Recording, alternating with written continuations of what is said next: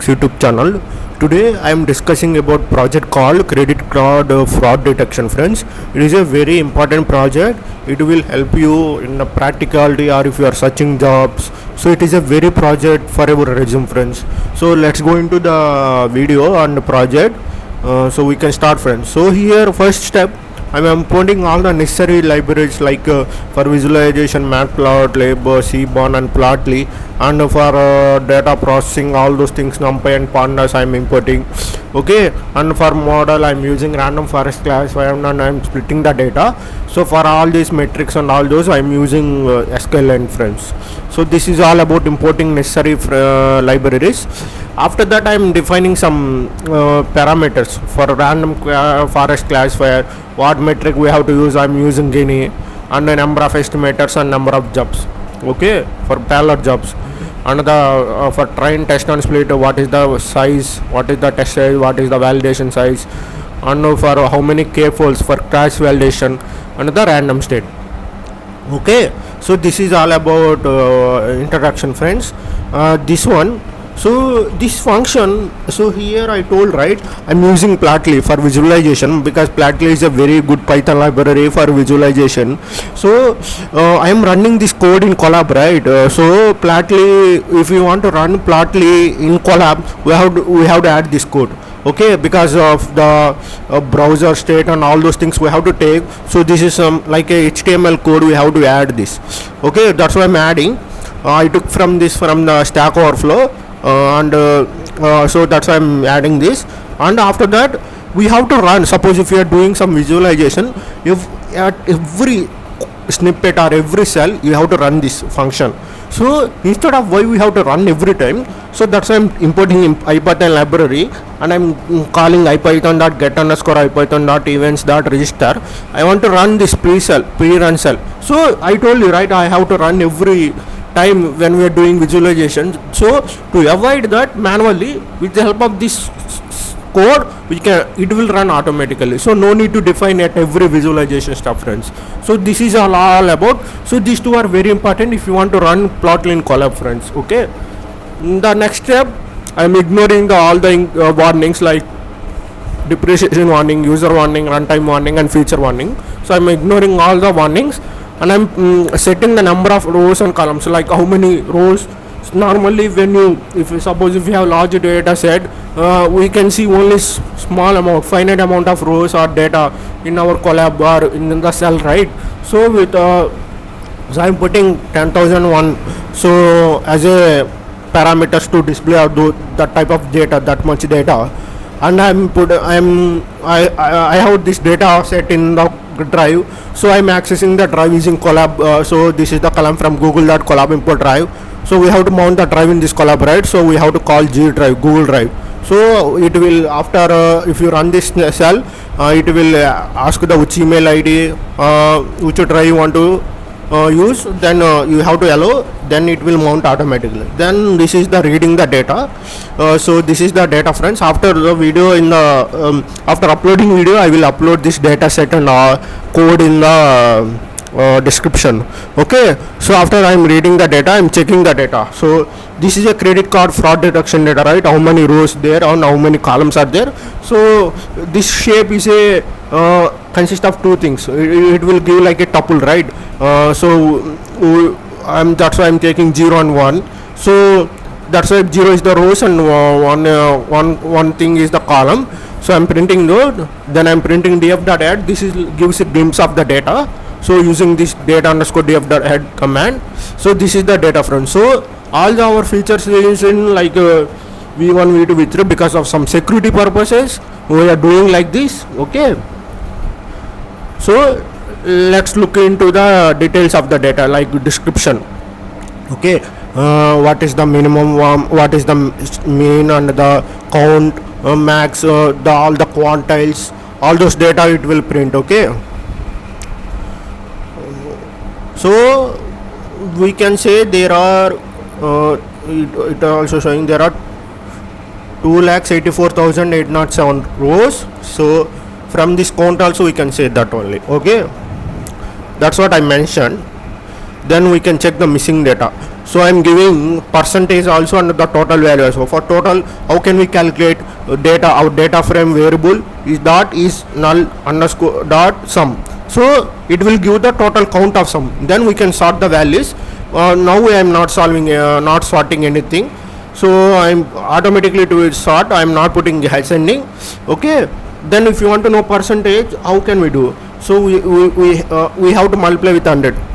That's the sure, right? For calculating the percentage.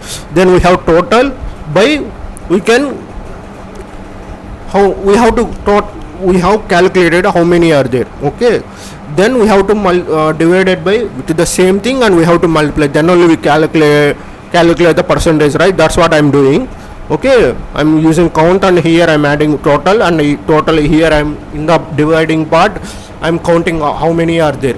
Okay, so then I'm concatenating into, and so total I'm concatenating with axis 1, and so I'm putting names like this, and I'm transporting, because then only you will get like this. Okay, if you didn't put transpose, you will get like a series, PD pandas dot series, like a 2 columns will be there. Okay, so this is so luckily we don't have any missing values in the data set. We can then go to the, is there any unbalancing or imbalancing of data is presented with respect to the dependent variable. Okay, so let's check the unbalanced data, friends. So class is our dependent variable, means our predicted variable. That's why I'm taking those values to temporary variable. Then I'm creating a data frame, values as a 1 under the class. Okay, then I'm creating a bar graph using plotly. Okay, so this I am imported as a plotly dot see friends, here it will be there. See, plotly dot graph underscore objects as go. Okay, so using that I am visualizing a bar graph, go dot bar. We have to give the data x and y. X is a df of class, and y is the values. Okay, the class and values, friends. Okay, and the name, whatever name you want to give. Okay, and the which color the bar should be, like the bar graph, and that what is the text. Suppose if you want to put some text to that graph. Okay, then so I'm taking this bar graph thing, code as a variable to the data. Then layout, I'm defining a layout. So I'm passing the name and the what is the x-axis and what is the y-axis. Okay, all those things, friend. Then we have to pass this all the data to in a dict format. So that's why I'm doing, and iplot. So iplot we imported from the plotly. Okay, then this is all about bar graph, friends. Okay, so there is a lot of imbalances there. So I wrote some description about this code also. I will read. So what this will code do? First, it computes the class distribution by counting the occurrence of each class. Okay, it will count each class, and so in the class column of the data, it creates a data frame called to store the class labels. Okay, so here it will store the class labels. Okay, then bar trace is creating a using, so I told you, right, bar trace is created by a go.bar function from plotly. The x values are the class labels, and from the class column of the data frame, and the y values are the count of the values of that column. Okay, the trace is also given a name, a red color. I'm giving a red color and the text parameter. Okay, this is all about, friends. Okay, so only see the fraud data we have very less. For non-fraud we have more data. See, only 492 of transactions are fraudulent, means only 0.17% are only fraudulent data we have.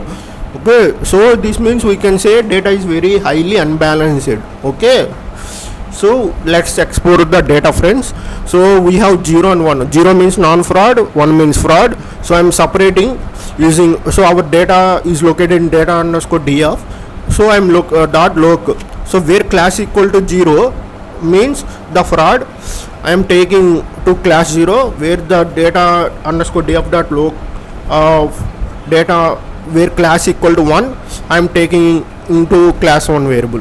Okay, then I am drawing a distribution plot, friends. Okay, so what we need the data we have to give and the labels we have to give. Okay, so I gave class 0 class 1 as a I have stored it in the ist underscore data variable. I'm giving that. Okay, then we can put layout. Okay, figure underscore layout dot update, whatever title you want to give. Okay, we can give all those things. Okay, x-axis is the time, friends. Okay, all those. So see, this is the distribution of the data, fraud and non-fraud data. Okay, so this is like a credit card transaction time density plot. Okay, with respect to time, how many transactions are happening with respect to credit card. So fraud transactions have a distribution more even than the non-fraud transactions. Both are equally distributed in time, friends. And okay, so this is a European data, not Indian data. So for night we have less transactions. So that's what it is saying. When the time is increasing, it means night, friends. Okay, so then we can go more details about the distribution of both class transaction and as well as the aggregated values of transaction with respect to hour time. Okay, so we have to calculate with the hour. So that's why I'm creating a new column as a hour, and I'm multiplying with the so how can we calculate? By 3600 only we can calculate, right? That's why I'm converting to hours. So I'm doing some lambda function. Okay, then after that I'm grouping by hour and class with respect to amount and aggregating. We want to calculate minimum, maximum transaction, total sum, the median, all those things, right? So that's why I'm aggregating with respect to all those, and I'm resetting the index, friends. Okay, I'm grouping by hour and class. Okay, these only we want to know, right? Okay, after that I'm converting to data frame, then I'm defining all the columns and I'm printing the data set. Okay, then this is all about with respect to our. Okay, then we have to explore more data, friends. With respect to all the columns we have, all the dependent and independent features we have, I want to explore all those things. So this way I'm drawing all the line plots. Okay, so using Seaborn library I'm doing all those things. So within the same visualization I'm doing two diagrams, right? For that we have to take figure comma x1 x2 and subplots. These are called subplots. So how many you want? Two diagrams, right? That's why I'm putting n calls equal to 2 and figure size, whatever figure size you want to give, you can give. So I want to draw two diagrams, right? That's why I'm creating two line plots with two variables. One is in one that we have passed ax1, and another that I have passed ax2 as axis, and x-axis is hour, and so total how many total sum I am calculating, total amount. Okay, so with respect to hour. So and how many fraud, how many are not fraud. For a fraud data I'm giving as a red color, so you can say this is a red color fraud data, this is a non-fraud data. So here we can pass color also here. So data I am passing df dot df. So I am passing here, I created a data frame, right, using df. So I am taking this data. So df dot location we have to know, right? We have to extract only 0 and 1 separately. So that's what I am doing, df dot log using df dot class equal to 0 and df dot class equal to 1. Okay, so then this is all about total amount with respect to our friends. Okay, so in 10th hour we have more fraudulent data. So thus there is a steep in the curve. Okay, then we can know with respect to our how many transactions are happening now, total number of transactions. So it is same here, x-axis will not change, friend, only y-axis will change. Here I am calculating total amount, here we want to calculate total number of transactions happening with respect to hour. So that's why we have to pause transactions. Here the data remaining part will never change. This is our total number of transactions are happening. You can see, because the total amount is more, means the 10th hour means the total number of transactions also happen more, right? So this what same, that's why these two plots are looking similar. Okay, now I am calculating average amount of transactions. Okay, here in the data frame we have calculated mean also, right, with the help of aggregation functions. That's why total the mean of the transaction, the average amount of the transactions. So here y-axis will change, we have to put mean, then we have to calculate. So average amount of transactions are more. Okay, in the 10th hour, here in the 10th hour we have less average amount of transactions, but in the 30 to 40 we have more average amount of transactions. Okay, then we can go what is the maximum amount of transaction, and in what hour the maximum amount of transaction happening. So here we have to change y-axis to max. Okay, then see in the last hours or in the middle 20 to 30 hours, so most of the maximum amount of transaction happening here also 30 to 40. Okay, and 10 to 20. Okay, then we have to median amount of time, we have to put y label to y to median, then it will show. Then we have to know minimum amount of transaction and which hour it is happening. So here the data is constant. Okay, so there are no minimum amount because minimum is 0, right? It won't happen like that, that's why. But here it happened very less amount. So transaction amount. So here what I am doing, here with respect to class and the amount, I am drawing a box plot to know is there are any outliers, how the distribution happened. Okay, that's what I am doing. So here also I am taking two diagrams. Okay, so two box plots I am taking in one. Same here, class and amount we are doing, right? So here class and the amount, you can see the box plot, friends. How it look like.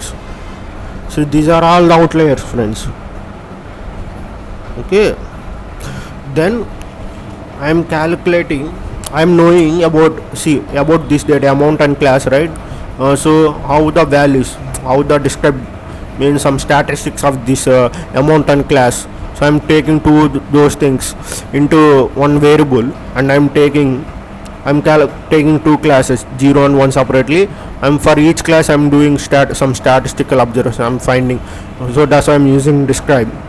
So the count, okay, the class 1 and class 0. Okay, so what I told here, we can say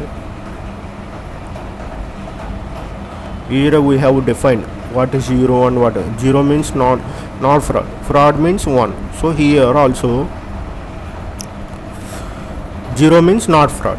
The count, okay, we have more count, right? More data we have, that's what it's saying. For fraud we have less data. That's what we found from the bar graph of imbalancing data set, right? Okay, the mean, the average, okay, and the minimum value, minimum is 0, but here minimum is here also 0. Okay, and the maximum value this one. Okay, and here this is the maximum value, friends. So this is all about. So what it is saying, the real transaction have a larger mean value. See, that's what I am saying, right? The mean is here 88, here the mean is 122. Means the mean value, the real transaction have a larger mean value, larger Q1. Okay, so real transaction means the non-fraud transaction have larger Q1. Okay, where the smaller Q3 and Q4 compared to non-fraud. Okay, and we have large outliers which are greater than 75. So that's what I am saying, friends. Then we can plot the fraudulent transactions against time. The same I am taking the scatter plot. Okay, here we have to take only one because that is the fraud data, that is the class, right? That's why I am taking fraud. I mean here I am drawing a scatter plot, right? This is the syntax, go dot scatter. We have to pass x and y labels, the time and amount. Okay, what you want to name, you can pass color, how the size of the diagram, and what text you want to put. Okay, then layout, we have to pass all those things, title and amount. Okay, then we have to draw. See, so this is all about the description of that code, friends. Okay, see we have what is the y-axis. Y-axis is the amount, x-axis is the time, right? So we have, see, look the diagram.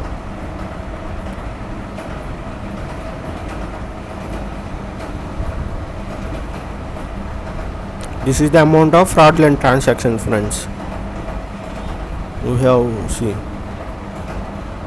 in this one, this see around 40k more transactions are there. Okay, and here also more transactions also there. In the middle we have less transactions, friends. Okay, that's what it is showing. Then we can calculate the correlation between each feature. Okay, so you know the figure size here. Plot that figure means how much figure you want. The title, what title, transaction feature correlation plot. That's what I put. Using the data from that correlation method, you can calculate using heat map. Oh, the data you have to pass, the label names you can put. Okay, then it will show. So what it is saying, there is no that much correlation, friends. See, okay, we have a very less value using this color. That's what I'm saying. Okay, there are certain correlation between some of these features. Time inverse correlation with V3. Okay, means the value is decreasing. And the amount direct correlation with V7 and V20. See, inverse correlation with V1 and V5. That's what I'm saying. So we can plot the inverse correlated values on the same graph. Okay, so I'm taking linear regression plot. So this LM plot means it is like a line plot, but it will do a linear regression. So it will draw a line. Okay, so this is syntax. We have to pass x and the y, which feature you want to know, V20 and V7, right? So if there are any correlation between direct value V20 amount and the V7 amount, okay, that's what V20 and V7 and amount. Okay, this is the data. So see, you can see, friends. 1 means fraudulent data, 0 means non-fraudulent data. Okay, see also, here also V7 to amount, V20 to amount.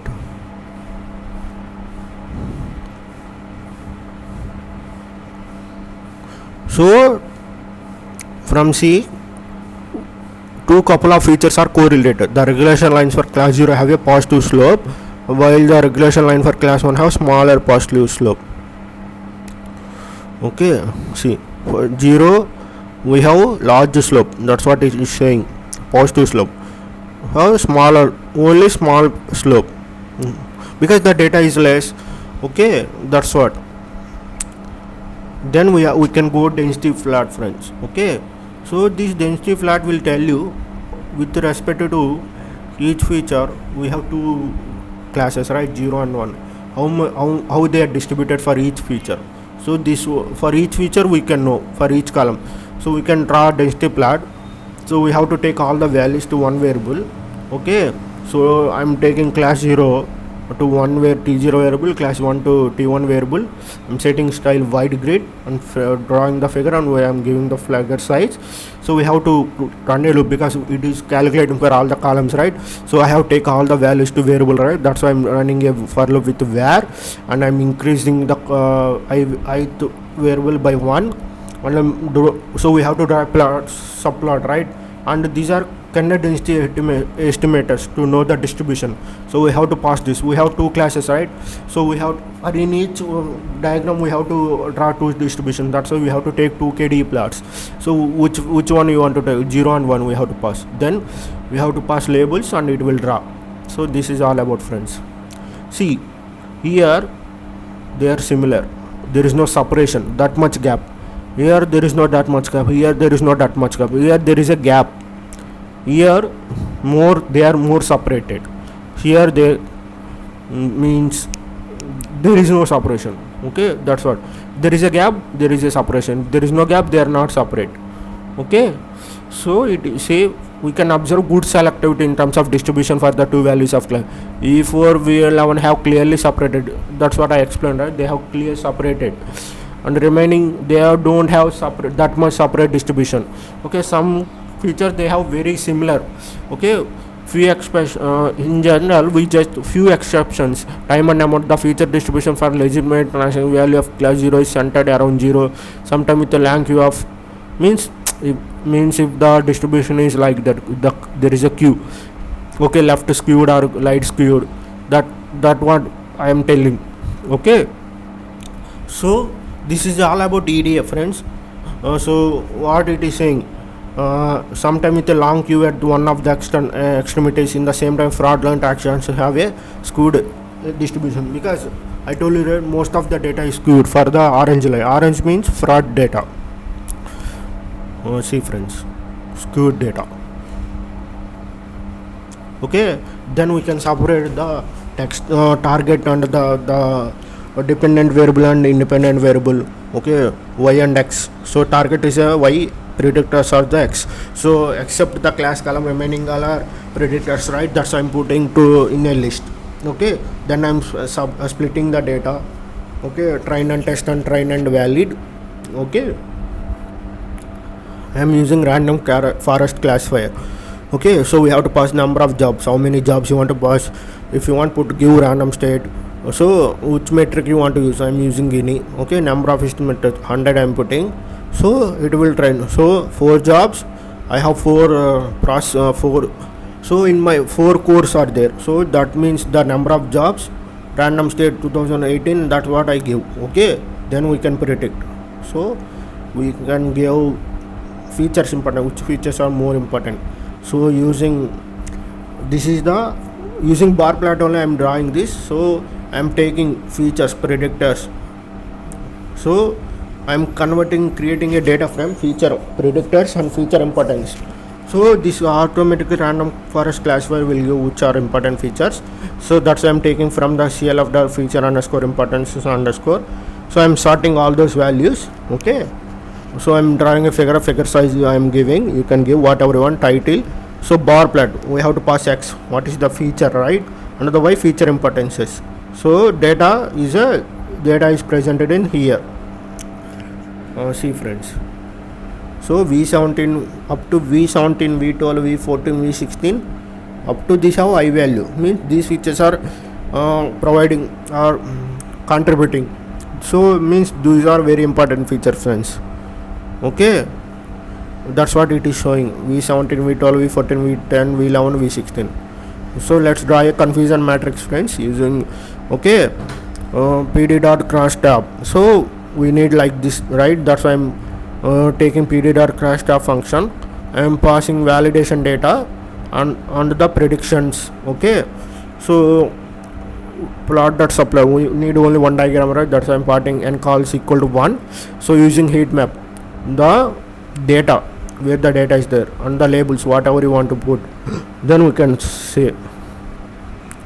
So this is the confusion matrix, friends. Okay, in the these are predicted, these are actual, and the fraud and the non-fraud. Okay, so total, so this is actual, means this is a not fraud. So actual or fraud. So true positive, true negatives, all those things will be calculated from this confusion matrix, friends. Okay, so actually these are fraud, this is a fraud data, but predicted this 30, it predicted as a not fraud. Okay, total actual 72, so this predicted fraud as a 72. Okay, here also actual, these are not fraud, but it is also detected as a not fraud only, this many, but here these are not fraud 7, but it actually predicted as a fraud. Okay, so what is the ROC and AUC curve? So we have to pass the validation data and the predicted data and the actual data. So 85, so we got 85.28%. so that is the area under curve, friends. So it means the model performed well and we did lot of EDA. So this is, I hope you guys enjoy this video and you get the more insights how to do all those analysis, EDA and all those stuff. I hope you enjoyed this video. Please subscribe my channel. If you like this video, please click on a like button. Thanks you, friends.